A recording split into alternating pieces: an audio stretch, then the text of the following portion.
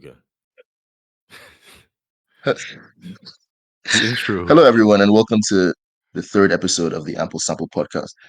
Today is the third episode and the second we filmed, and we have a very, very, very special guest, Natanya, coming to us from the UK. All right, you guys take it away. Okay. Okay. Hello, everyone. Marzu, thank you for the intro. I had a bunch of AKAs down. Yeah. I had Miss I'm Not That Foolish, She Who Knew Everything Before the Age of 23, the Angel Selector, and Yes. Precious Joy. Oh my god, we need a talking drum right now. We'll add it in. As in soon. Looky in the soundboard, we'll put it in next time. Yeah, we should have one. Yeah. Like a little sound effect, like a Exactly. Yeah. But yeah, like I think the best place to start would be like how we got introduced to your music in the first place. I remember, so I think Toby and I it was around the same time. Like it was the summer of 2023 during the rollout for Angel, I believe. No, that wasn't it for me. That was it for you? Yeah, mine was a year before. Damn. Okay, he's early. Yeah.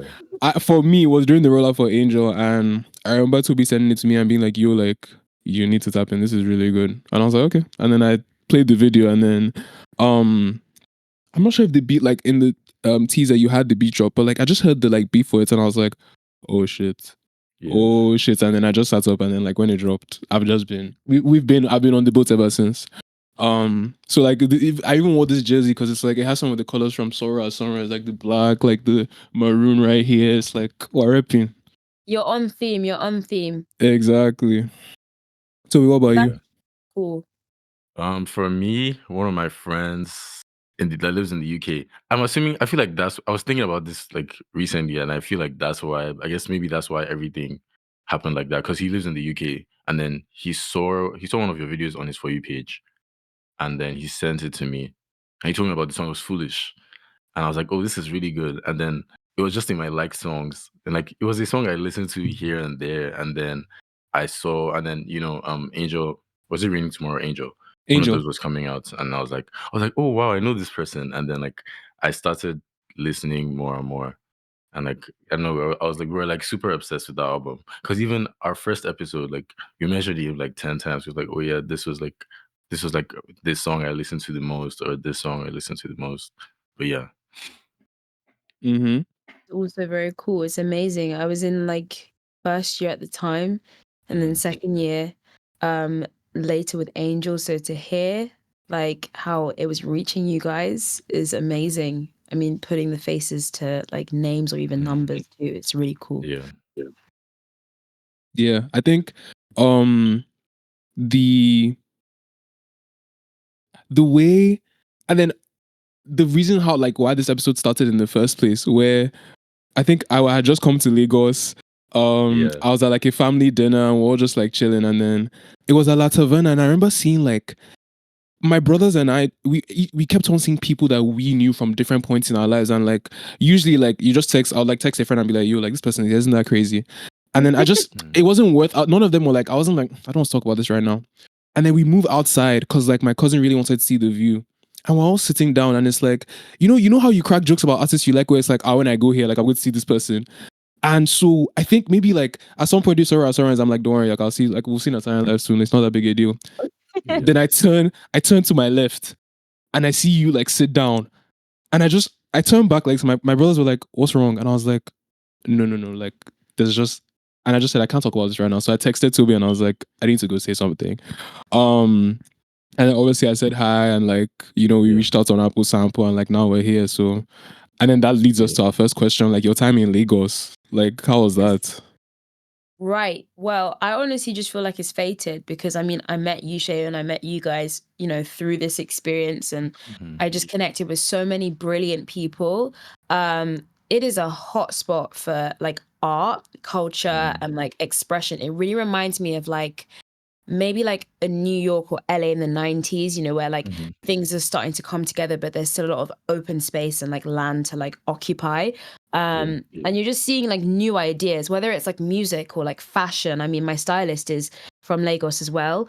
So people are just breaking ground. They're really breaking ground. And it was important for me as someone who's half Nigerian. I would say I'm Nigerian because my dad is. So it's like what your dad is, you are. To come back to a place that you're from and like just relate to people that do the same things as you in that space, and to just experience it from a whole other angle, seeing the Nigerian music industry versus the one that I'm currently in, the British one. Amazing. Plus the weather, some of the best. Like, I really feel like it's giving just Miami, the Caribbean, and Africa at the same time. I have too many compliments. If I keep talking about it, I'm just going to go on and on. I'm going to bore you guys because it really just changed my life. I'm actually so surprised.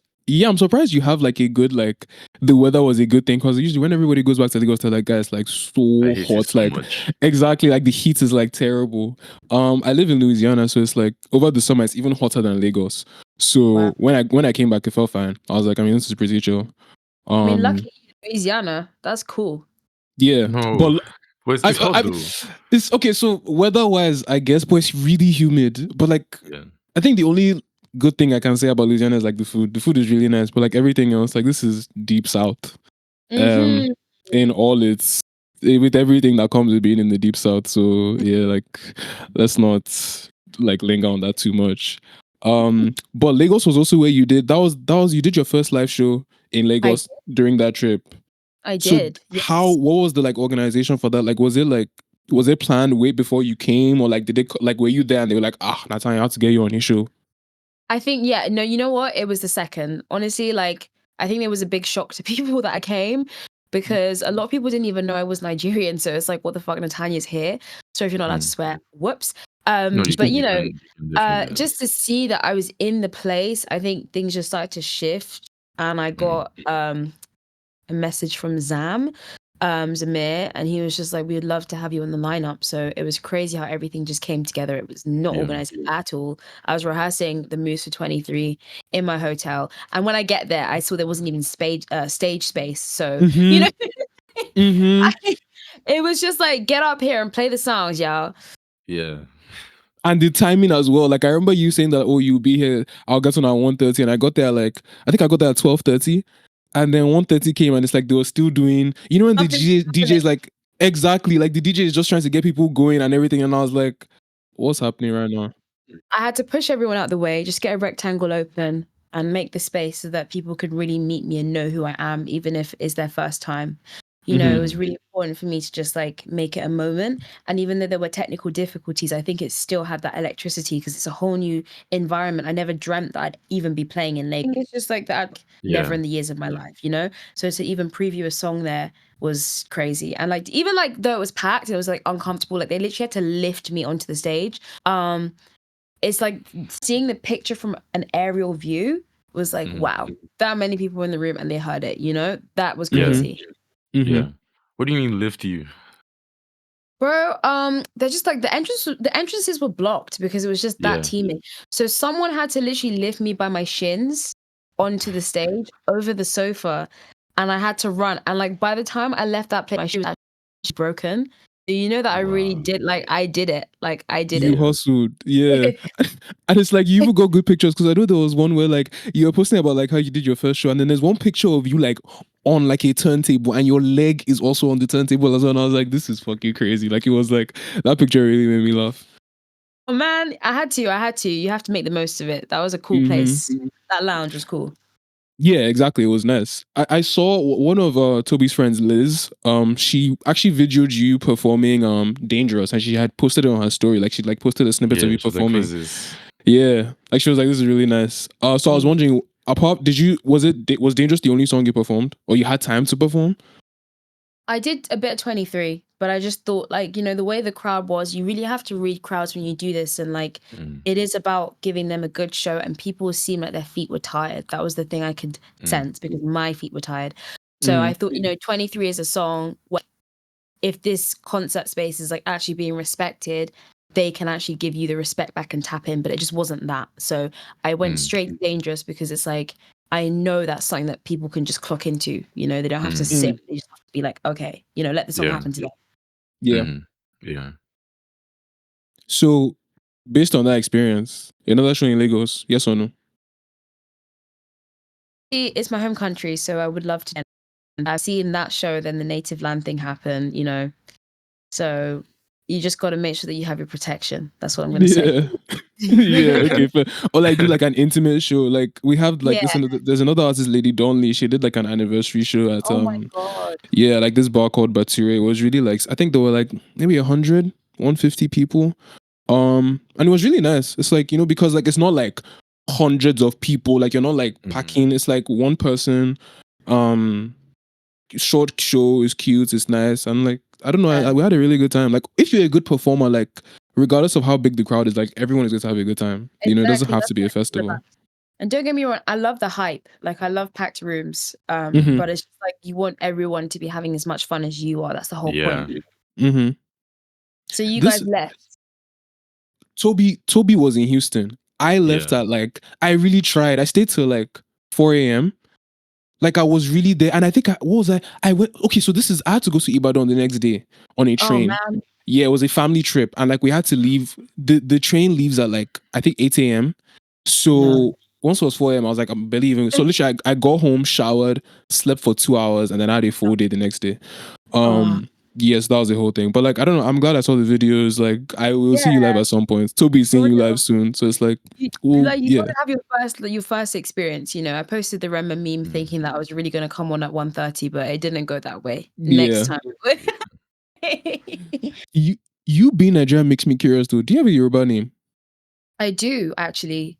I do. That's what everyone calls me. So Natanya is like my first name in school and like just outside, but like everyone that really knows me calls me Mariah. Oh, interesting. Nice. Yeah, so when I went around like in Lagos, I was telling people Wizkid named his album after me, and they were like, and I was like, yeah. I was just about to bring that up. I was like, yeah, Mariah, okay. Yeah, it's my favorite Wizkid album actually, so it's quite uncanny. Really? Yeah. Okay. I liked it more than some of the previous ones. So yeah, it's really together. Yeah, exactly. I think I have it above More Love, Less Ego. Yeah, so it was a good one. Really, really. So yeah, New Year. What have you? I mean, obviously we're seeing like new things. We haven't asked what she's been listening to. That's exactly what I was going. Literally, I was like, New Year. Like we're seeing like a lot of like album rollers, but like in the day to day, like what are you listening to? Been on a journey to try and figure out what adult me loves, because I'm at this weird point in like my growth as a human being where I'm exposed to so much. So like my taste is like changing and I'm just trying to like fine tune it. But I've really fallen in love with a few songs. I'm going to get my phone up because I've been waiting for this moment actually to tell people. Right. Well, the first thing I have to say is I, at the turn of the year, just started like this random 50 Cent obsession because I read his book. Real. And I was just like, this guy has so many words to say. Like, what's his perspective? I want to hear the music now. So I've been really enjoying like this song called God Gave Me Style and Hustler's Ambition. And it just like motivates me. It's weird. Like, I don't know. Obviously, I'm so like Bo's cute or whatever, but like I love listening to it like when I'm walking around because it just gives me that energy. And obviously the Wizkid album, that was a big deal for me because I was here everywhere that I was walking around, and then I like took it back into my headphones, and like there's some songs like Break Me Down. That hook on Break Me Down, by the way, amazing. And I found out who wrote it. Like I found like the original demo, even better. Yeah. Even better. You guys need to hear that. Okay. The Fouché album. Feel Like Home, Flowers, Love. Been going back into my Amory as well. Like that is my mom. So been trying to just like school myself up on her because she's so creative. Like one thing Amory? No, not just one thing. Like I'm like an Amory stan. Okay. We can get into that. Yeah. Like the whole like catalog. I've been listening to that, and then like going to like graduation because obviously like I'm a massive college dropout fan. And like late registration too. But I think graduation, like it was like a weird era. I must have been in my like year 5 Capital FM moment. So I tap in. You know, I've been listening to like Goodnight a lot. It's so cute. That. And then I would say the last thing, there's this new song by Sailor. Obviously everyone listens to Pookie's Requiem, but like I loved it. There's a song called Mangosteen though that she did in the past. Like I really literally like I started crying on the train. Like it's so beautiful. Yeah, real. I know. Like Damn. I've been listening to that song on repeats for like the past few days. Good. It's So like good. her vocals are crazy, and it's like we were going through. So I came onto Mangosteen because of your cover. Wow. Same. And yeah, and Toby had sent that to me, and I was like, "Yo, this sounds crazy." And it's like, do you match those runs? Like that was really impressive. And we went to go listen to it, and it's like, damn, this is really good. And then I listened to "Will You Lie," and then I listened to it, and it had a sample that like Toby and I know from somewhere, and it's like I was looking through my library for like 20 minutes at least, couldn't find it. Toby like looked for like 10 minutes, and he was like, "Oh yeah, it's this one," and I was like, No, but it pissed. was hard though. Like I was Yeah, it did awake at take like up. 4 a.m. and I was like, I couldn't sleep, and I was like, I might as well find this thing. And I Mm-hmm. was looking and looking, and then I was like, I knew what genre it would be around, but like I just couldn't figure out who it was because I feel like sometimes they have like super similar beats, so it's hard Yes. to like I don't know, I guess pinpoint where it's coming from. But it Mm-hmm. Who was was a it again? Makomi song. Oh, Yeah, okay. Yeah, it's it's called called Macro Macro Jackson. Jackson. Yep. Oh, I love Macro. Do you know what? Wait, Yeah. hold on. Give me one. I think the Macro Jackson sample is a Michael Jackson sample. Yeah, there is a Michael Jackson sample on Yeah, that one. yeah. There is a Michael Yeah, Jackson sample. I love this. I think it's Dear Michael. I'm not sure. It's like I think he's talking. He's like honestly, we're out of gas. That's what he does. That's what he does in that song. But like the Oh, sample is yes. yeah. It's a I Japanese song, but it's not on wow. streaming for some reason. It's only on YouTube. Yeah, I used to Yeah, listen but to that on I'll send you Spotify, and that. then he took it down. He seems to hate his own albums. Yeah. No, because I think he's like the way Mark Homie like releases music is so interesting. Like some of the albums come from a really long time ago, and then some of the albums are also not like cleared. Like I know he had like a thing with I don't know if it was beef, but like there was a tiff with like Knowledge because there was like a pack of beats that like Knowledge made, and Makomi made a whole album over it. But like there was no agreement between like, oh, like these are like beats I'm using for the thing. So it's like I don't know the whole. And there was one time he made a YouTube video about how like he feels like Spotify is like what's it called, shadow banning him because like people aren't like getting his music. It's a whole thing. Focusing on what you said. He's super like I don't know. He's kind of mysterious with like the way he does his music as well. Because like everyone else has like I don't know if his music is on Bandcamp, but like I know if you wanted to buy his music at a point, this was like 2021 when I was like buying vinyls, and his vinyls were like 999, and I was like, yo, I mean, like I get it, like price your stuff how you want to, but I was like, I can't do this right now. Like, and that's how most of his stuff is. I Yeah, think he's a very interesting figure, isn't he? Like, I don't know. I find artists like that so intriguing because, people have such a linear perspective on what the goals are for musicians, but like artists like Mike Homie completely defy that concept. And, someone is thinking here, he's like right there. Like, and he's found a way to make it work. I find it so intriguing. I was about to say that's the key thing. Like it works. Works. On like going back to like something you mentioned, Amory. There's a song that like once you started talking about how I was like, I Just Died gives you like when I think about like some of like the like dance routines you post and everything. When I think about the intro to I Just Died, I'm like I could imagine Natanya dancing to this, or like even singing it. Oh, 100%. 100%. I Just Died is amazing. There's another song called Got to Be There. Like you guys need to, bro. Got to Be There. That is my shit. Then I'm gonna like point to Talking About. Talking About is like up there. It's up there because it's like it's got like a one thing kind of like aura, but it's like more complex, which I love. But she's a beast. She's a beast. Like I don't know. She's coming back, by the way. Really? Yes. Has she like started dropping like singles, or like is she just like teasing like music? She's in the studio. She's teasing like on Twitter. It's weird. Damn. On Twitter is crazy. Yeah. I know. Okay. I'm following. What's happening? Yeah. So, but definitely, what? Like going back to the 50 Cent thing, I think mine was either 2 years ago or last year. It's because I watched Get Rich or Die Trying, and the movie was a good movie in some sense, and like it was like I think it was just the music. Like as the music kept like he kept growing with the music in the movie, I was like, oh my god! And then I listened to Hustler's Ambition, and then it was the Maze sample that like really got me, and I was like, oh wow, like okay, like 50 Cent is that guy. And then like now I'm just like listening to like G Unit every day. Great. I love that, like the Yeah. fire needs the air thing. I have one note though. I wish they brought it back. Like it only starts and then it disappears. And like yeah, I don't like that. Like I remember when I was younger, I used to just loop it. So I would like go back to the start of the song every time that it finished. So addictive. But yeah, that Get Rich or Die Trying film, bro, up there again, up there, because he's such an inspiration. It's just like the fact that he was able to turn like something that seems so like unlikely into such an empire is crazy. To come from that and just build it all by himself as well. Like it's not like he had people advising him. He was the manager until he got a manager, you know? Yep. Yeah.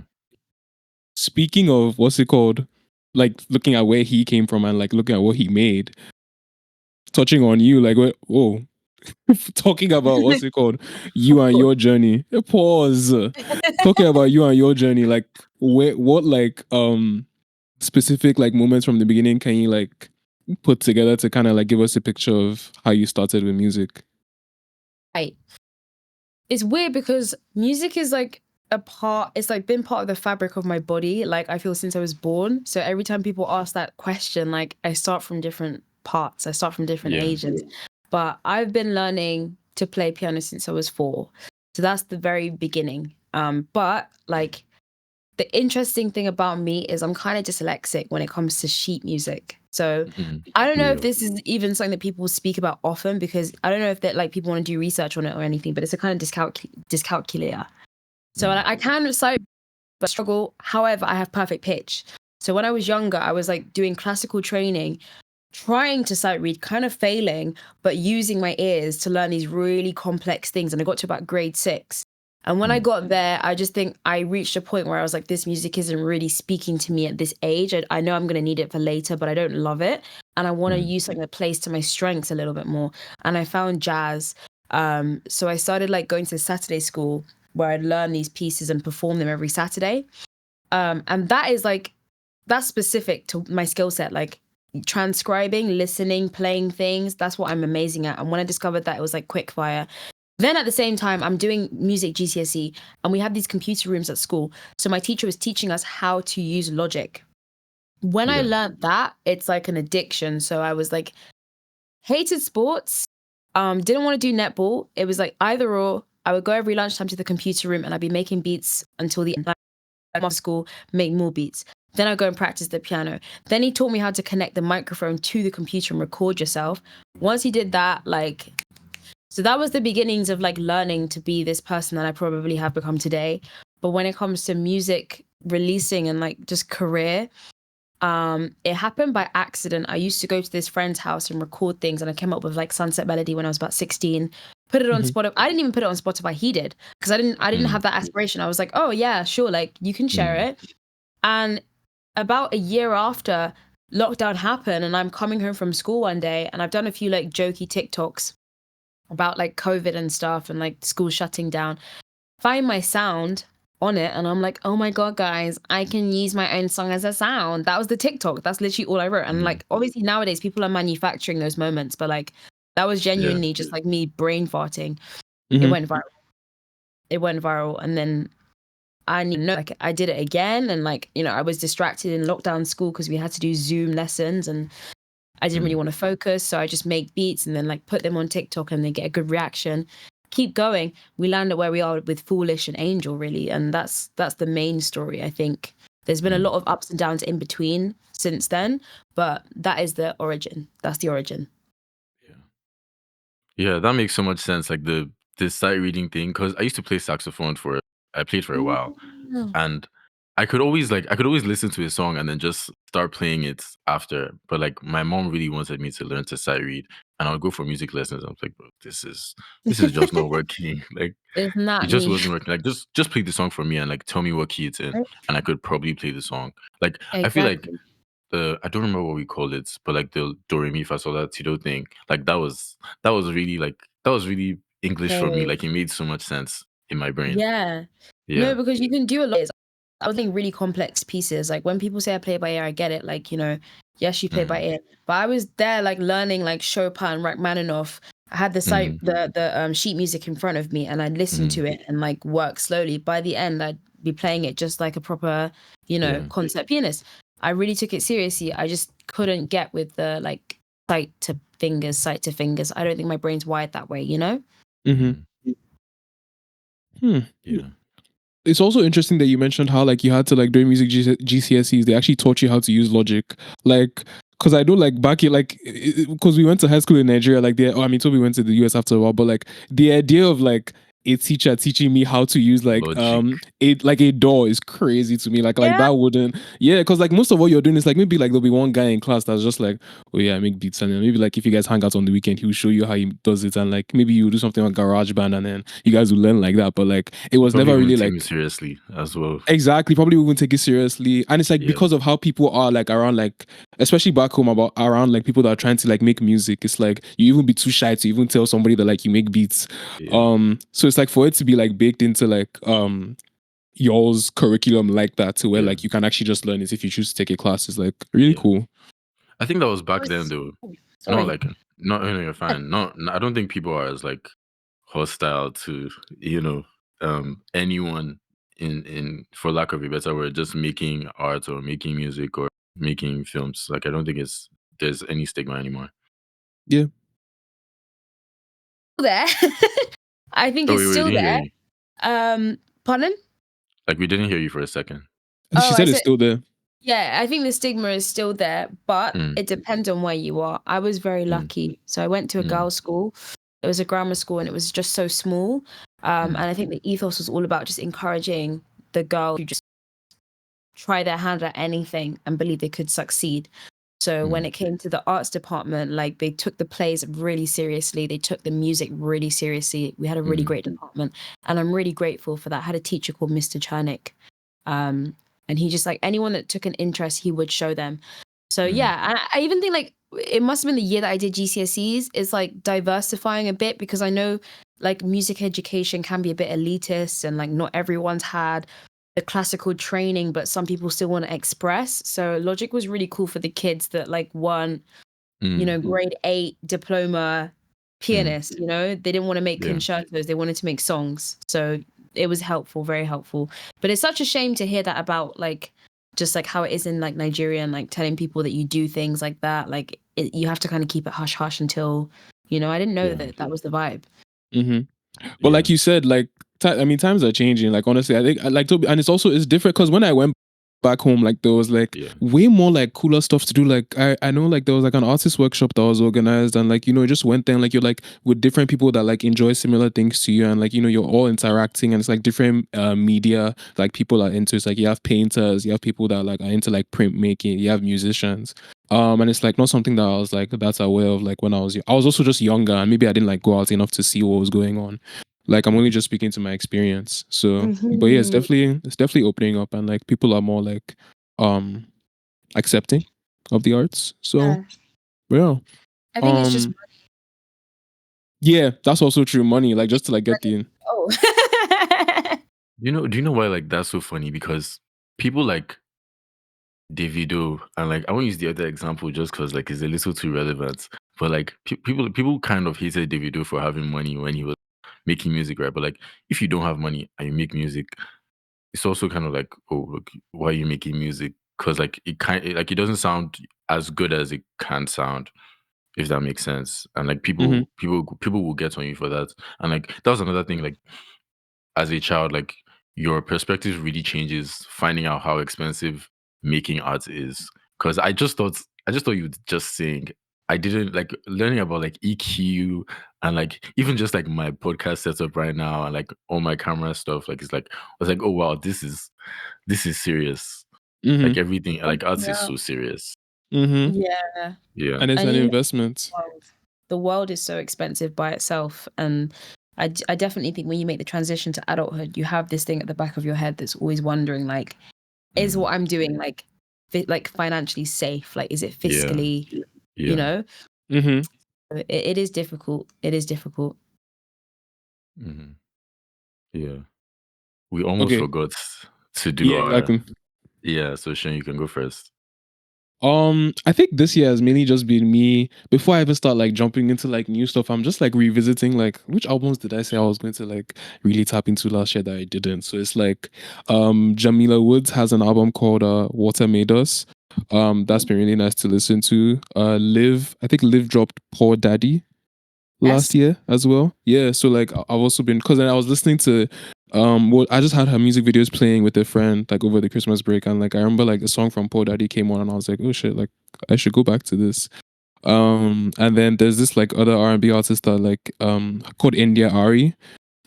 She dropped her debut album like around like Amory's time, like early 2000s. It's like really good, really, really, really good.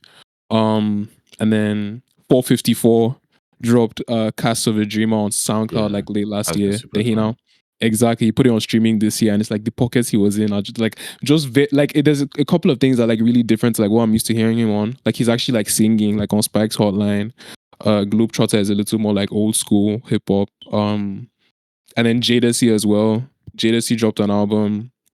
I think early this year, like last week or 2 weeks ago. That's Like been 3 weeks really ago, yeah. cute. Exactly. And then Lantana, I don't know if you went, but like there's a record store and like a bookstore in Ikoyi called Jazz Hall. No. But you have to go. Yeah, that would have been next time you go, like definitely stop by a Jazz Hall. Like it's really nice. They'll see me. 2025. Exactly. They have, and like Wow. yeah, they're expanding into like pressing their own vinyl. So I know they had like they released one I think last year or 2 years ago with like a mixture of like different like artists, old artists and like some new ones, and this was basically just a mix on vinyl, and it's like it was really nice. But I say that to say that I saw this sometimes like when I'm in record stores, I try and pick like covers that like look the most engaging. And I remember seeing one from like this British group called Attica Blues. And so like the beats on there, like I didn't get too far because I was really busy with some stuff, but like they were like for the first half of the album, like the way the beats were really interesting to me, and like I definitely enjoyed it. And I think the main producer was Nigerian. So yeah, that's been me. Amazing.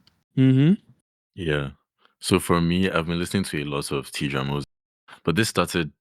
I mean, I liked Be Your Girl, obviously, but like I never went in, and then I don't remember where I saw her last December. No, not a show, but like some.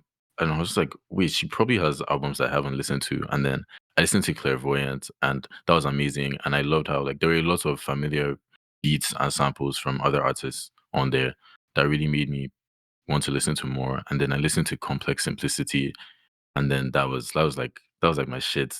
So like now all I listen to is like Caution and this song with Jada Kiss. Yeah, that's the song I really like as well. And then SZA and Kendrick recently as well.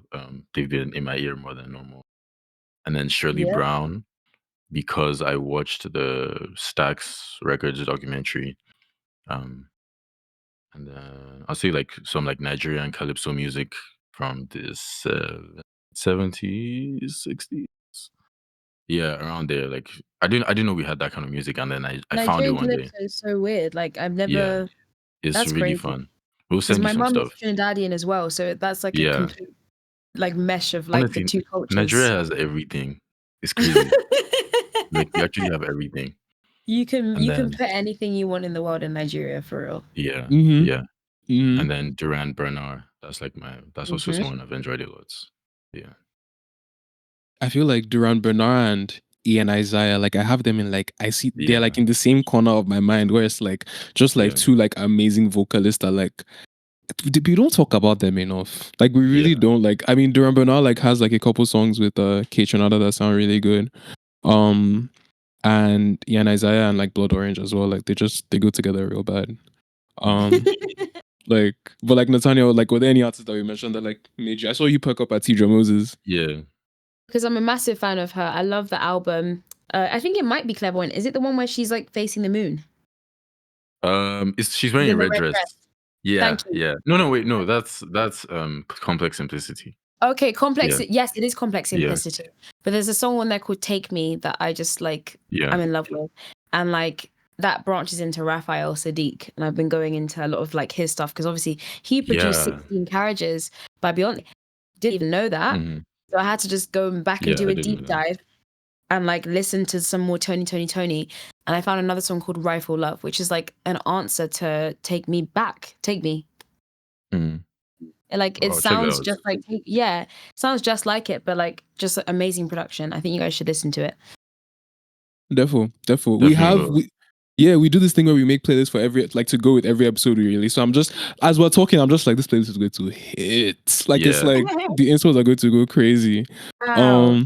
Yeah. And speaking of like inspos, like we were like looking into like just like I said, gathering like info for the episode, and we saw that like every time, I feel like I've seen it a couple of times where like people ask you like who are like your favorite artists, and like three that always come up: Amy Winehouse, Michael Jackson, and Pharrell.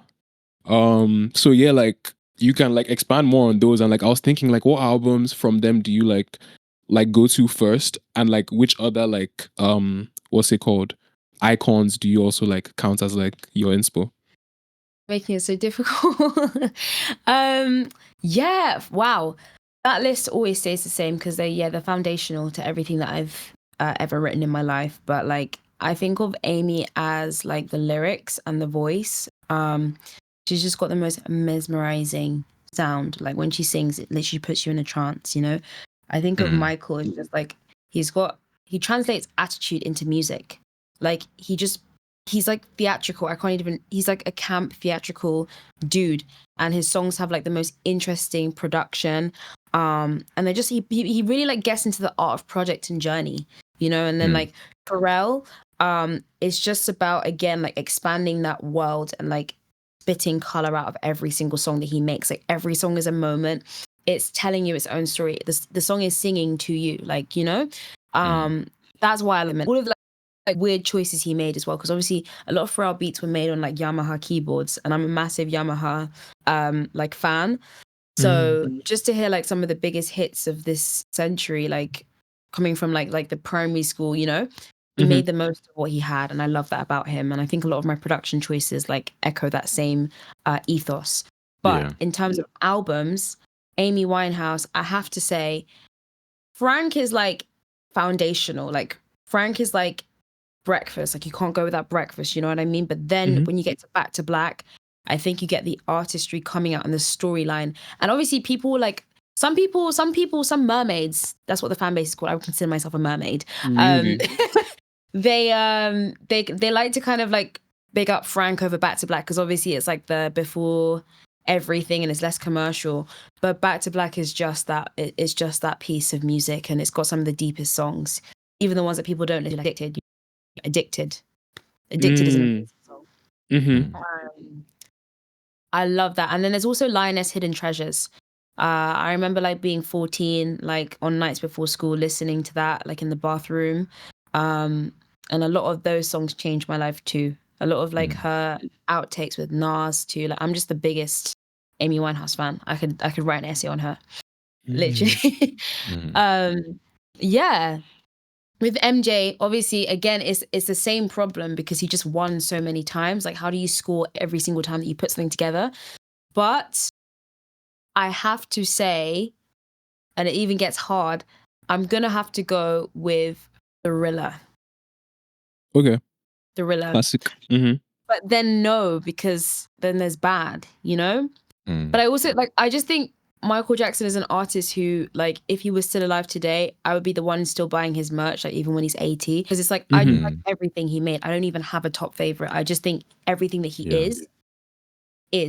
And that's when you know you've met a great artist, like a legend. Like, it's just their essence. It's not even like the bodies of work. It's anything they put their hands to. Yeah. And then it gets to the point where like, if they make something and like you may not be feeling it, you're like, okay, maybe it's me that's like not like entering the like I'm not like seeing what they're saying, but like I need to adjust and like figure out like where they're coming from, because like there's something there for me to take away. Exactly. Like it's really interesting, you know. There was someone told me to like go and listen to Prince, right? And like I wouldn't say that I'm like the biggest lover in comparison to Michael Jackson, but like because of how revered he is, when I was listening to it, I was like, if I'm not getting this, like maybe my ears are just not mature enough yet. Like I need to go back to the drawing board and figure this out, because you know. There's something like there's something there for me. Like I remember like my dad like bought Back to Black when I was really young, and he started playing it in the car, and I was like, I liked me and Mr. Jones was like the first song that I really kind of warmed up to, and like, but the rest was I wasn't like used to her voice yet.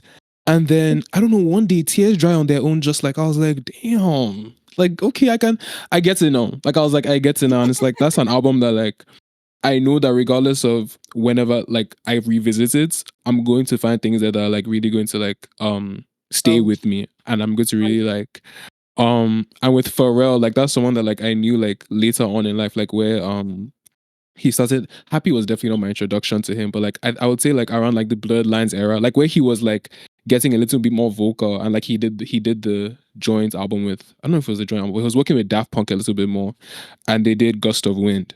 But I had a friend that was really into Nerd, and like I remember I said, okay, let's go and revisit that, and I found Bobby James, and it's like that's a song where like when I'm walking on the road and I just feel like just thinking and like I don't know, I want to enter like my own. I just play Bobby James and I'm like, yeah, it's my shit. Wow. Yeah, that's a really I really enjoyed the album. I actually, weirdly enough, don't have a favorite Pharrell album because a lot of my favorite things are the things that he did for other people, like the songs that he produced for like Mariah Carey, Say Something, top Pharrell, deep cut right there. If I had a favorite Pharrell song, it would be like, you know, Take It Off Now, Girl, Take It Off. That Slash song. Do you know that one? It's on the like little like Lego. Not yet. Okay, I need to find. Oh, so it's new? No, it's old. This is old. Okay. Pharrell debut album era. I think you might. What's it called? Dim the Light. Take it off. In brackets. Dim the Lights. That song. Okay. That song. On the queue. And the Neptunes, obviously, like obvious. But like, I just think that they're really great. Watching the like Pharrell piece by piece film, you see that like a lot of his value actually came from like the gifts that he had that he shared with everyone. Like he had dreams of being like a solo artist, but I just love that he recognized that his strength was in like bolstering other people's efforts and collaborating with them. And he is really like a strong collaborator. Like that's the main inspiration from Pharrell, to be honest. I think there's another song that like actually is something you posted recently, Crush. And I found Crush because like I was visiting Solange because Solange and I, that's and I was listening to Crush and I was really enjoying the beats, and then the bridge now hits. Because at first I was like, oh, this is just a really cute beat. So I was like, I like this. And then when the bridge hits, I was like, Pharrell made this. Or like Pharrell's hand is here. Exactly. I was like, I know who's here. And then I just like looked up the credits and I saw him there and I was like he's been involved in a lot. Like I'm really interested in going to go and listen to Say Something to like see what that sounds like. Because reading like his story, because Pharrell's seen a lot of eras of music. Like Pharrell was in the studio with Teddy Riley when he was producing Michael Jackson's album. So he's literally been here since like the 80s to now. He has so much under his belt. He's really someone to like take that inspiration from. And even like how he could have made something like Crush, Say Something, and then now we get to like this era, like the 2020s, and he's working on like Hit Different, you know, Waste Your Time. He still knows how to keep himself relevant. Even Sweetener with Ariana Grande, like he knows, you know? Yeah. Yeah. I love Crush. Shout out collaborators, man. Yeah, man. So we had a question about like motion picture. I think you can carry that on better than me. So oh my god, what was the music video? I wrote the name down. Loso Namadesu. Yeah, I saw that music video on Apple Music, and I was like I didn't know you had stuff like that, and I was wondering like, do you think is that something you're super interested in? Like more less of a music video and more like a film. Like, would you want your music to be in movies or shows? I'll say movies because I feel like shows you don't really get to appreciate like music or scores the same way. I mean, that is quite the goal. When I'm making music nowadays, I'm focused on what setting this song would play in. And a lot of the stuff that's about to come out is so like drawn out emotionally, or like, you know, every single feeling gets hit and it's like we choose one specific topic or subject. I do see the songs finding themselves in movies. I do want them to be like that. Like I do want them to be soundtracks because I think they have that like timeless appeal to them. And Yeah, that's a really interesting question. Actually, that's definitely something that I dream about. Yeah.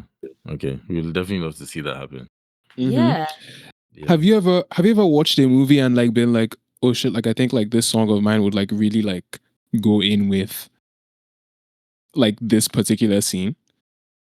I mean, I mentioned Corpse Bride just before we started like recording, and the song that I've got coming out called "Say the Word" on a project like sometime this year. Say the Word, I could see Say the Word in like almost all those films that I've told you I love, the Charlie Kaufman ones. Like it really captures the moment like of love. I see it. But there's a lot of like, I think Sorrow at Sunrise it wasn't really a project that I could put in that same context. It was really, really good to just show people what I was able to do musically, and like just playing around in the studio. I would compare it to like the GCSE experience, but like as an adult. But this new one, each song can definitely fit in a movie. Definitely. Yeah. Like there's a song I've got, and I was watching The Substance. I was like, movie star could be in The Substance, I still haven't watched that movie yet. It's on my watch list, but like I'm good to review. I think Toby has. I remember your Letterboxd review. I did, Yeah. I will be revisiting soon. Yeah. I mean, I felt like have you seen Meat Canyon? He does these crazy YouTube videos. Oh, that's the guy that does Me Canyon? No. I don't think it's the same person, but I was saying like it felt like I was Oh, it watching. felt like Me. Okay. Yeah, it felt like a Meat Canyon video. I'm with you. Oh man, like, yeah. Especially the way the bodies are portrayed in. Yeah. It was intense. It was an intense film, I have to say. Yeah. I'll be there soon. Yeah. Speaking on like Pharrell's like ability to collaborate, like I was seeing how, I mean, for Boombox, like YT is not the video vixen, but like the the opposite of it, like the male counterpart to a video vixen in your video. And it's like we've seen like the McGee pictures as well. Kamal tweeted when you all were like working in the studio, and it's like it really feels like your music has kind of like introduced you to like all these talented people. And it's like obviously like we can tell that like you're a music lover. So how does it feel to have like your talent take you into these spaces and have you talking to people that like you usually just listen to? I think, the really cool thing about all these chance meetings or like, these collaborations is every single one counts as a reason to continue another day. Like every single time you end up meeting someone that you adore because they adore you, it's a reason to get back in the studio and keep writing. It's inspiration and it's fuel. So it makes me extremely proud. The other feeling I have in my head is I've really got to go harder, because it's like now people I respect are watching. Like, let me not like jam. I got to get it right, So it really encourages me to think twice about every lyric, and just like even like the singles, like, because those people to me, they're the real gatekeepers and tastemakers. Obviously, fans are great and like they are the driving force, but it's so important, like when you finally get there, to feel proud of the journey and like that you deserve it, So yeah, that's definitely real. I feel like I have the same feelings. Like I like when my friends like my things, like I like when they like things I make, but I care a lot more about opinions of people who are like working or have been working in that field for a long time. Because I don't know, I just feel like my friends love me, yes, and they're always I feel like they will always tell me like they like this thing, but it's like there's a different type of I don't know, maybe vindication is the word that you get from your peers. Yeah, versus like professionals, or like not professionals, but like other artists. Yeah. Exactly.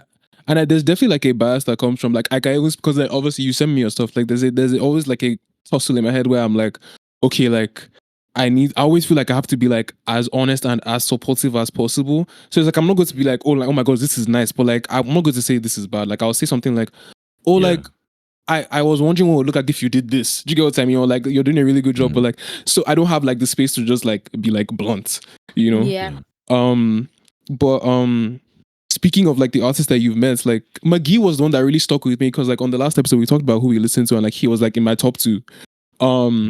And then you did the cover for Are You Looking Up, which we'll like touch on like later. And it just made me, when I was going back through your music, I listened to Everybody's Got to Learn Sometimes, and I was like, this guitar sounds like, so I was just like, This is just a random. Is there any? Has any work between y'all been put out, or is it just y'all are meeting and? I mean, we really get on. I think that's the vibe. It's so interesting because like I didn't even know McGee existed when I was making Saw at Sunrise. So it was so uncanny to like hear like a kindred sort of spirit in someone else's music and be like, that sounds like me, you know? Yeah. But no, I didn't even. There was nothing, and I think the interesting thing about McGee is like he, as a human being himself, like his favorite music sounds nothing like the music he makes. He obviously like listens to a lot of different things, but like his favorites is like he loves Brandy, for example, and Janet, So he's like R&B, Jersey club. So, when we showed him like the songs that sounded like him, he was like, that's nice. When we showed him Angel, he was like, that's it, He really loved that sort of stuff. But I would love to work with him. I'm going to LA in a week. So, not even in a week now, like 3 days actually. Sorry, that's my bad. My suitcases are in the back. Hopefully when I get there, we can sort something out. That would be really fun. That would be really fun. Yeah. That's my dream. That's actually my dream because I'm in love with that man. Like he's just too cool. I went for his live show last year and it was wild. Like just watching him, bro. I could faint. Like I couldn't be. I was like, this talent is too much. This talent is way exact. It's too much. It's really. And then when you see videos of him meeting fans and everything, where he's just like chilling, like, so like chill guy, like the chill guy, the absolute chill guy.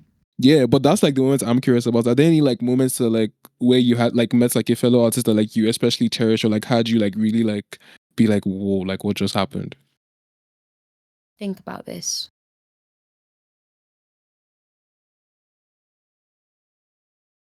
Well, I can think about two examples. One isn't exactly what you asked, but the other would have to be meeting Andre 3000 because I just love his nonchalance. And he was playing the flute in like a lounge, after like an Erykah Badu concert. So we went up to him and I was really excitable and 19 and just like zany, like, hello, are you playing the pentatonic scale? And he was like, yeah, I am actually. That was a brilliant moment. That was a great moment. But my second would have to be, actually I've got three. The second would have to be like when I went to LA in 2023, I spent a lot of time with this producer called John Carroll Kirby, who I'm a big fan of, and he was working with a friend. And, he was producing most of Gemini Rights at the time. This is 2023 Grammys. So you're like hanging out with him, and then somewhere along the way, he disappears for a day and he comes back like, guys, I just won a Grammy.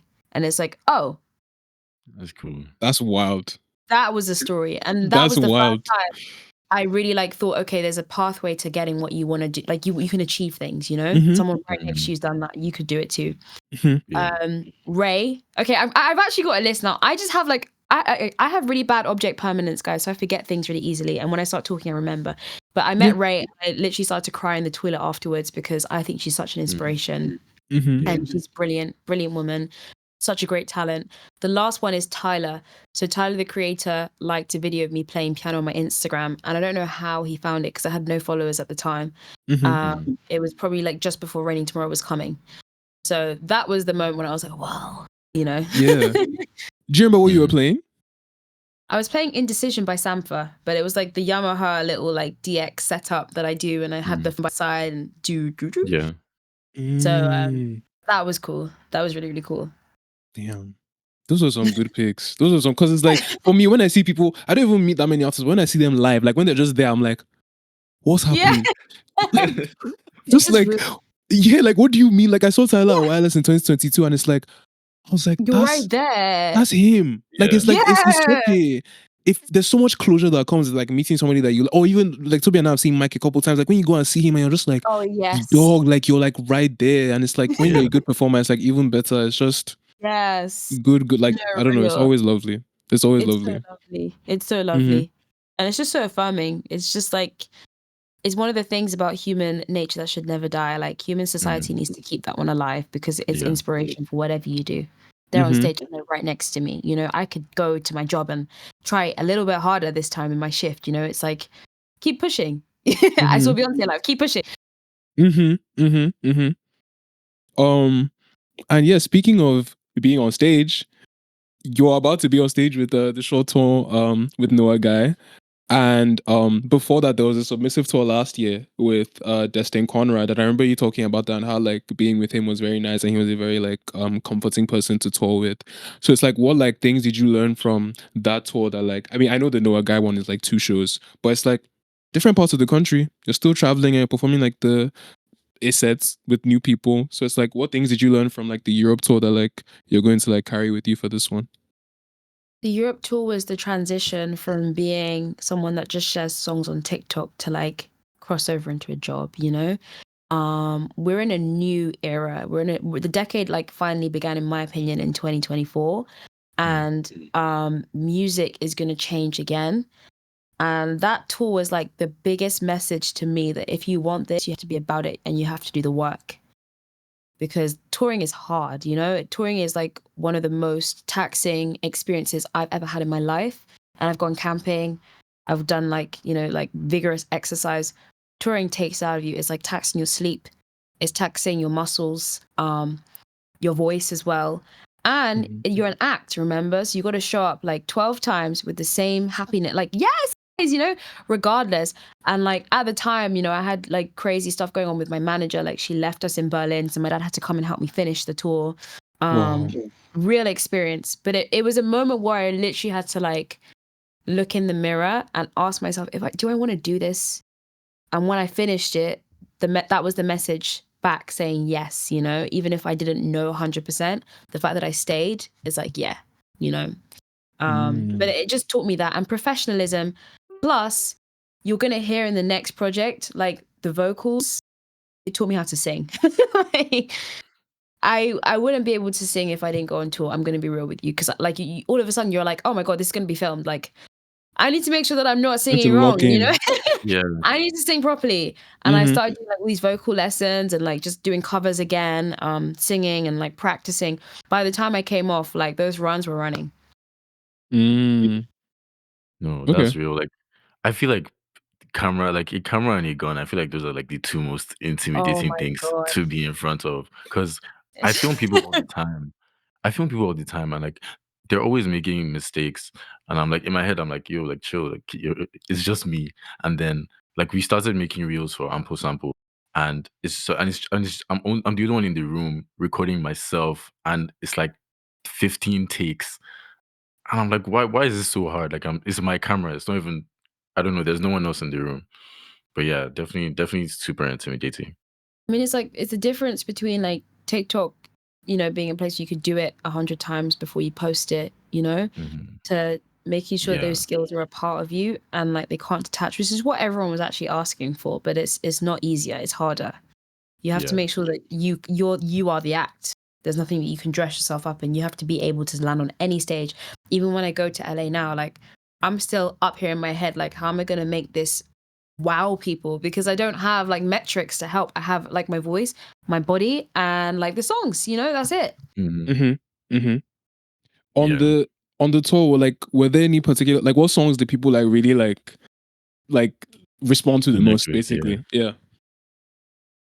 They love Okay. Breathe and they love 23 because I just 23 was that like star-studded moment, especially with the dance. I think the dance went viral. But I wasn't there to even pick that up because I was already moving in between countries. So yeah, that dance, my one regret is that I didn't make more of a moment out of it. I remember there was a tweet where somebody was like talking about like music in the UK. I'd be asking questions about like what type of music was in the UK, and like you were like, this is me from Wembley, and it was like it was you dancing to like the breakdown for 23, and the crowd was just like, it's like, you know, when like it reminds me of like when like you're at Nigerian parties and it's like there's like the like child that's like the most like confident in themselves just starts dancing for everybody, and everybody's like yeah, like people were really like, exactly, like people were so excited, like yo, like she's really doing her. So that was like that was cool it's to so watch. interesting, especially when people don't know you, because it's like a battle, like it's an ego battle. Like everyone there has power in that moment because they've come to see someone else. They're underneath that person, but they don't know you. So they try and exercise their power there. If you're not good enough, they're like, okay, I'm taking away my attention, and attention is currency, attention is money. So you've got to fight for their attention. But at the end of that set, when the dance came, there were people in the audience, like I was giving like eye and eyes, like you better pay attention. And then when the dance happened, they're like, okay, you know what, you got it, you're gonna get my applause. I respect you, you know. You tried. Yeah. Honestly, that's very valid. I think we had like was this, I think this was 2020. Was this 2022? When was the first time we saw Mike? Was it 2022 or 3? 2022. Yeah, and like 2023. My bad. Oh, okay. Yeah. So I started Okay, yeah. Yeah, and like we didn't know any of the openers, and we had a very conversation about this. Like, should we go early?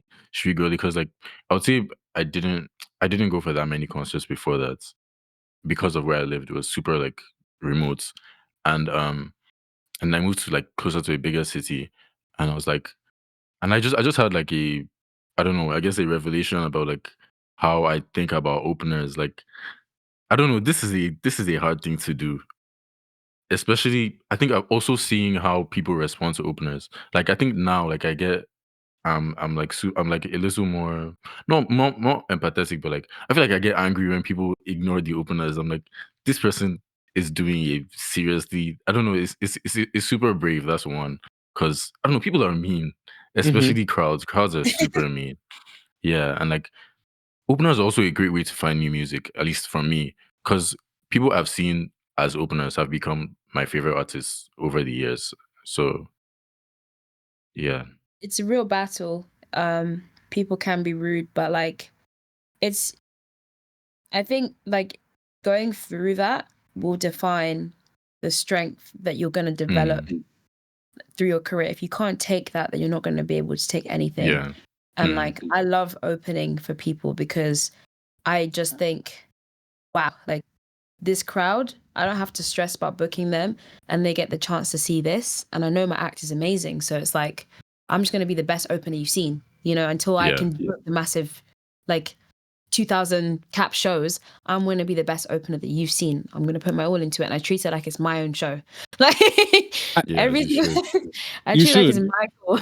Yeah, because it literally sticks with people. Because literally, like I was at a Christmas party last year, and I was talking to this person. I was talking about music we listened to, and then we were talking about concerts. And they said they went to go see Destin Conrad like during his tour last year. I was like, oh, so you saw Natanya? And she was like, yes.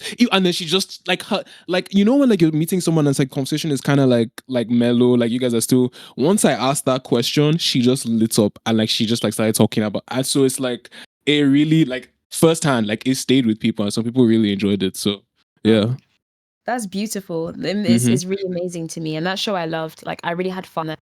And once you get into the groove, it is just fun. Like playing is fun. You know, it's a game. It's like playing tennis.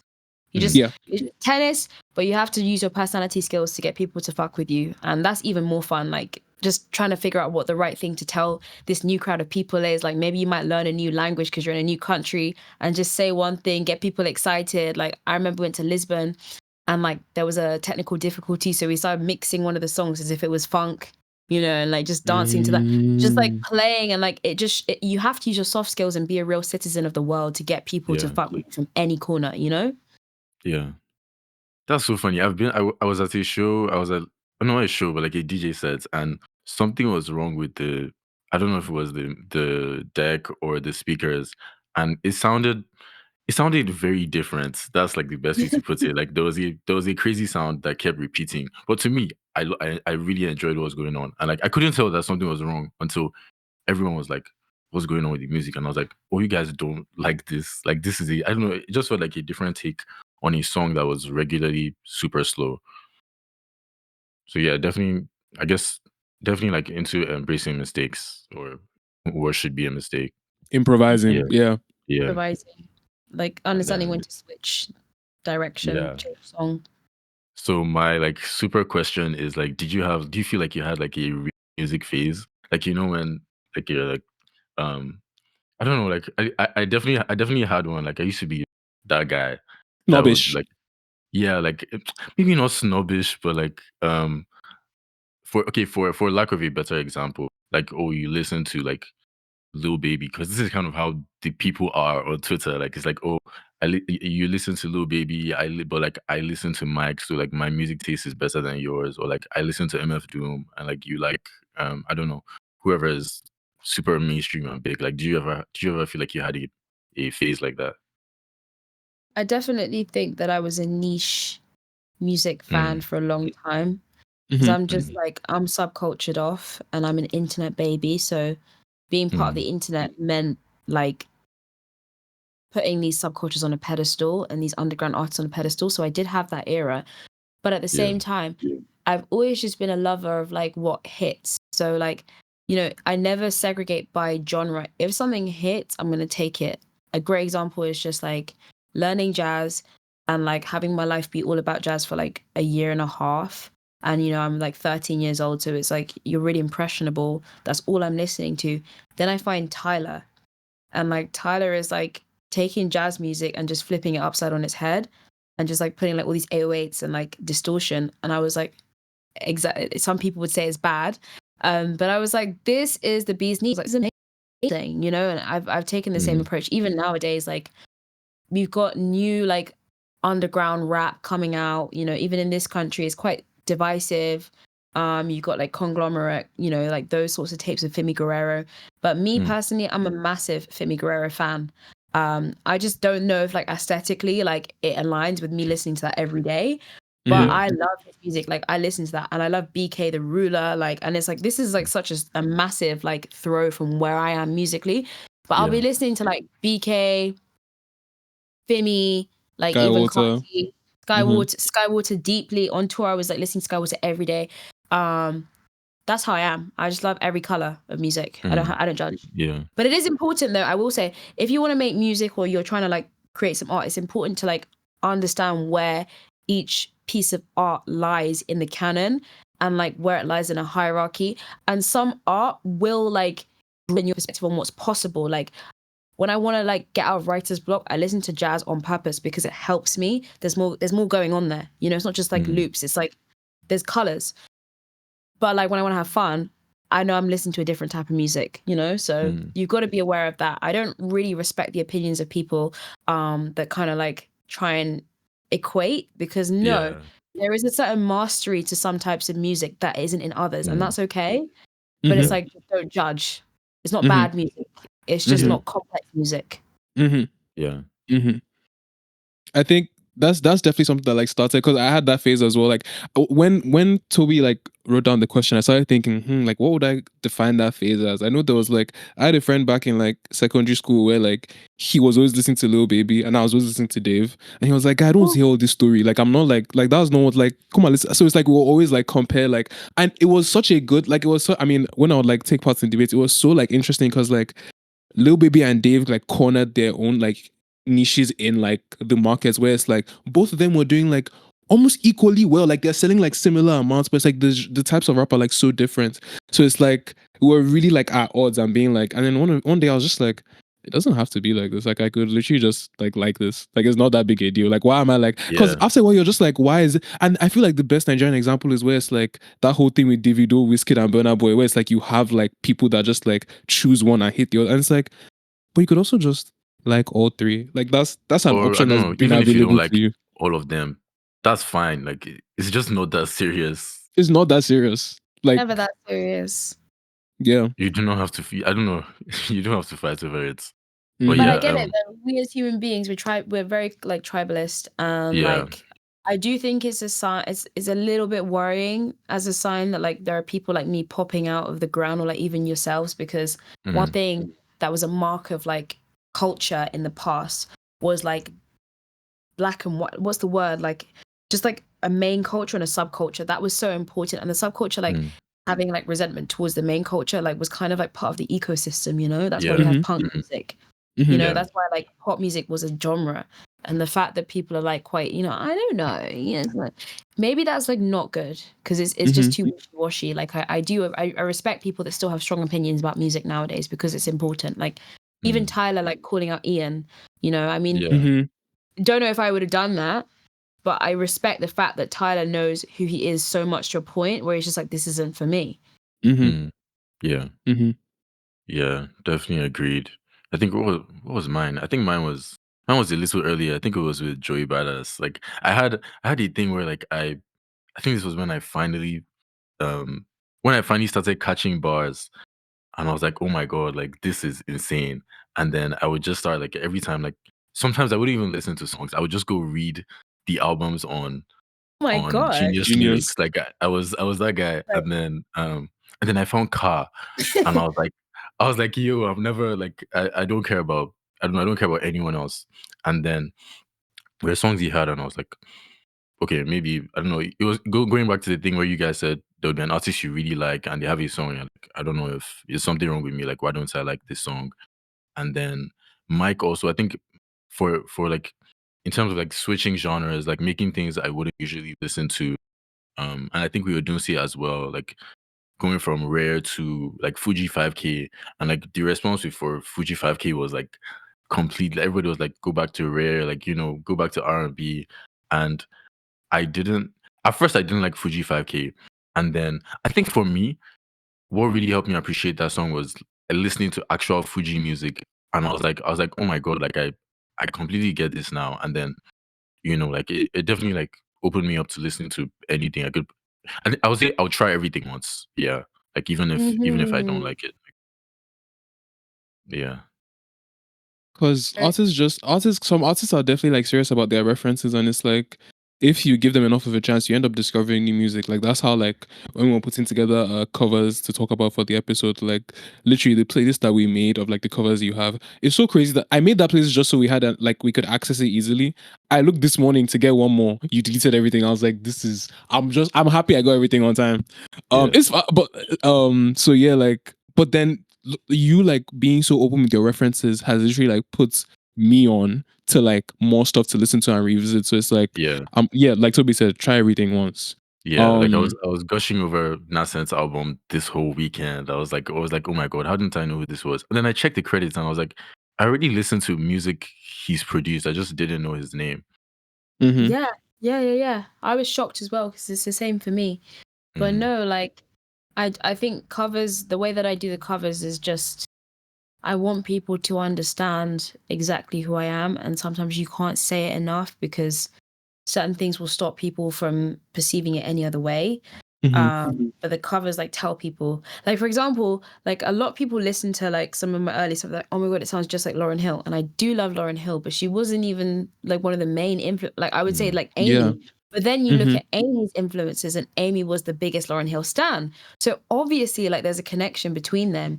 But then, like, sometimes when you want to communicate a message, you're like, I'm gonna sing this song, and you guys can take from what you want, So I love that. Plus, I'm really bad at lists. When people are like, "Who your influence?" I don't even know. But when I want to cover a song, I know I want to cover it, so I do it that way. Sorry for deleting everything, though. Something is coming. Oh, and then we have it saved. It's fine. It's okay. Yeah. And it's like we have that. We've taken screenshot. exactly. We have the evidence. Okay. So what's it? And it's like we can even like get into that now. Like I think when I think about the ones that like I really enjoy, it's definitely the ones where you talked about. I'm not sure whether it's the Yamaha, but I saw a comment where it was like it's called the DX. So I can't remember the full name. Whichever cover has that playing is automatically in like my favorite. Like that's the one. Like exactly. Like you used it for You did it for Overjoyed.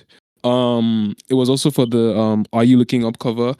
The way that song sounds like gospel like on your cover, and then that's another thing. It's like sometimes you have like the covers where they like sound like kind of similar to how the original song sounds, and it's like okay, like I like the way like she like kind of like matched like what the song was, the type of vibe the song was on, and then others where you're like, oh, this is totally different, and like they both work. Like the one for the Janet cover, Yeah, that for was my second favorite one.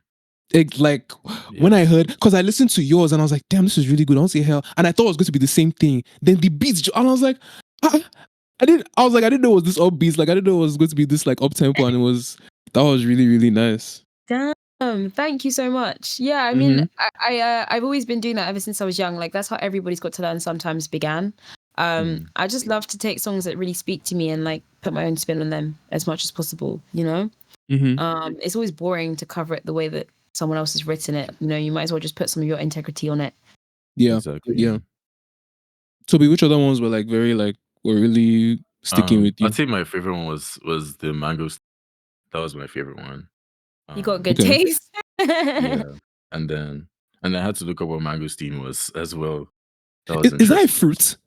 Yeah, it's a fruit. Okay, because I was like, I swear it's a fruit. Yeah, Yeah. I think Another one. Asia or something, or Indonesia. I'm not sure. Oh, okay. Another one I really liked was The Only Exception. Like that was oof. I That was like number really 3. yeah. Like it felt like I don't know, you're just sitting by a lake just singing, looking up. I was like, I don't know, I was just it was really nice. And then obviously the Paramore like one was like I don't know, just good Yes. picks. Good picks. Like I think which it helped me. Oh wait, yeah, it helped me appreciate the Paramore song even like the dog last night, and I was listening to Paramore song, and I opened my like our shared album, and I was listening to the cover, and I was like, oh my god, like this is music. I need my Paramore phase quick. Like I want to Download it now. It should have already happened. It's coming. Okay. Which of the covers, like, I mean, obviously hard pick and all of them are good, but it's like, are there any in particular where you are like, this is, or like, were there any that you were really itching to make, like, really eager to make? I mean, Mangosteen because I love the song, and even just like vocally, at the time I was trying to record a lot, and I definitely jumped up in like my progress on like singing and just like belting things. So I was like so excited to show it off. And when it came out the way it did, I was like, oh my God, you can sing. So I love it for that, because obviously I never really thought of myself as like a singer for a long time, because I wanted to push that like I produce, and like now everyone's got the message, and especially after the tour, because you only have your voice.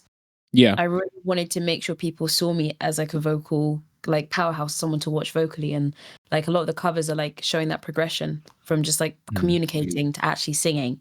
Yeah. This I really I think this what's made this interview so frustrating is the fact that like there's like so much to talk about, but like time is like so limited. Yeah. So like right now, Toby and I are just like, which questions are really the ones where like I really okay, I'll try and let me think. The one that was really itchy, I think this was the first one I had in mind. I just need like a little more information on Precious Joy, because I can't, like, one of my captions for an Instagram post I did last year is Precious, like it's literally like this dump that I've just posted, Precious Joy is what you should be listening to when you look. Like it's like a song that like is very, very dear to me. That's So it's like it's right here all the it's time. like that is deep. Is deep. My friend like did a collage of like albums that I like. And one of them was like, it's like a Sora Sunrise like little post stamp, and on the back it's like the lyrics to Precious Joy. So like how did that, like, what was the build up for the song? What came first? Like, was it like, did you have like the lyrics and then the beat came, or like what was the most interesting song of them all in the tape because of how it was made? I mean, a lot of the other songs, just them before I'd written them on the Yamaha, so it was like we go straight to the shop and buy it. But Precious Joy was like an actual legit creation. My friend was listening to this performance by Joni Mitchell and like Herbie Hancock, and like somewhere in the middle of that video, and it's like 2 hours long, so it's like some 40-second whatever, he just took this snippet and then we looped it and it became a sample. So that's like the chords that you're hearing, and then we like layered everything, and like just like building up on it. Precious Joy is even like a freestyle, so that was also a big deal, because I don't like to do that. I'm very like controlled and pedantic. So it's so amazing that it touches people, because it's the song where I really just didn't think too much. I just let it happen. I think your emphasis on like, what's it called, like being meticulous did still show, because it's like until you said that now I wouldn't have like pictured it being a freestyle, but now that you say it, like I feel like with freestyles there's lots of like it can become very chanty, like, and everything I know is like over, but then because you were stacking it, and it's like so then there's an order to it where like, okay, she said everything I know before, but like she didn't say it the way she sang it, but she didn't sing it the way she sang it now. It's like so it feels it's new with each, the build like up is different. Exactly, the build up makes each like line new, even if it's like the same lyrics that you're singing over and over. Yeah, so that was nice. And I was also curious, during an interview you mentioned someone said, "Oh, what music would you use to introduce people to you?" And you mentioned Foolish and another song called Evergreen. And I was like, let me do some researches. And I was like, I mean, maybe I didn't look up, but did Evergreen ever come out? No, never. And I would probably change the answer now. I wonder how old I was when I said that. But Evergreen is a really, really pretty song, and I do wish I put it out because it should have been part of the archives. It's one of those songs you want people to talk about when they say your name. It's really beautiful. But I would change that now. I don't even reference Foolish a lot anymore. So it's really surprising that you guys talked about it here, because I think it's such a massive step away from like where I've ended up artistically. It almost feels uncanny to like talk about it because I'm not the same artist. But it's a brilliant piece of writing. It's a very brilliant piece of writing. Yeah. Yeah. I think the song I've been listening to the most from you recently is Evidence. I just feel like it's super relevant now. So wow. Yeah. Damn, these are the songs that they're my own deep cuts of myself. Like I have not listened to Evidence, Foolish, and the other one. I need to remember because I was like a child. Free. There we go. I was like 15, 16. So like this is like looking at your old schoolwork and you're like, wait, someone's reading that? Yeah. It's like this even ties into Amarizu's question real quick before we round up. He talked about how like there was like a strong like neo soul influence like from the beginning, and then what's it called with like songs like Angel and even some of the production on like Sora at Sunrise. I guess like there's definitely like electronic influences. And there's an outright jungle song. Like me. You. Like you, my bad. Like you. So it's like, what's it called? How you're in different pockets. And it's like, I mean, this is like year releasing. I think it's year 4. I call it year 2 professionally because all of those other releases I didn't care about. Okay. I was doing it for fun and no one was listening, but it's technically year 4, yeah. Okay.